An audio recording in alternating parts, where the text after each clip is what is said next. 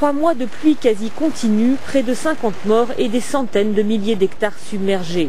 Le Maroc n'avait pas connu pareille précipitation depuis 1963. Par endroits, il est tombé autant d'eau en 3 heures qu'en 3 mois d'une année normale.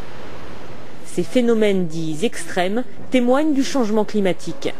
Les phénomènes extrêmes vont devenir de plus en plus fréquents et de plus en plus violents, et la sécheresse aussi va être de plus en plus longue. Le Maroc a connu 18 années de sécheresse depuis 30 ans. Malgré les dégâts, ces pluies torrentielles sont aussi bénéfiques. Les barrages sont pleins, ce qui garantit l'irrigation des 2 prochaines années, et les nappes phréatiques sont en train de se reconstituer. On n'exploite plus les nappes pendant qu'il y a ces pluies. On ne va pas les exploiter pour le reste de l'année puisqu'on va fournir l'eau à partir des barrages.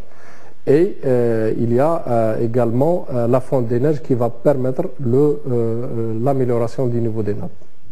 Du nord au sud du pays, il est tombé 2 fois plus d'eau que sur la moyenne annuelle des 30 dernières années. Résultat, la production agricole devrait bondir de 22% en 2009. Dans les campagnes, c'est le soulagement.